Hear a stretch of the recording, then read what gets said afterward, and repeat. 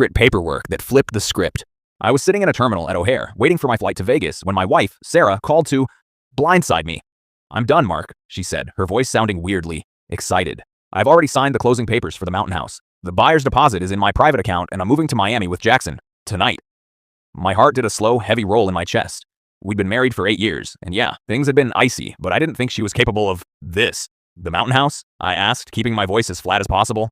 "The place we spent 5 years renovating?" "Exactly," she laughed. "Since you're always so busy with work trips, I figured I'd do the heavy lifting for the divorce. You've got 48 hours to get your gear out of the garage. If the new owners let you." She hung up, but I didn't panic. I just leaned back and remembered a rainy Tuesday 2 years ago. Sarah hated adulting. She hated taxes, fine print, and anything that felt like a chore. When we refinanced the property to pay for her influencer startup, she'd signed a mountain of documents without reading a single word. "Just show me where the ink goes, Marky," she'd said, scrolling through TikTok. What she didn't realize was that our accountant had advised me to put the property into a separate legal trust, in my name only. To protect us from her business liabilities, she had signed a quitclaim deed, effectively giving up every single square inch of that house.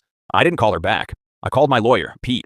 "Pete," I said, watching the rain hit the runway, "Sarah just tried to sell the Mountain House to a third party. She's already taken a deposit." There was a long silence, then Pete started cackling. "Mark, that's not a divorce move. That's felony wire fraud. She just sold property she doesn't legally own." By the time I landed in Vegas, the buyer's attorney had already sent Sarah a cease and desist. When I got home 3 days later, the house was quiet.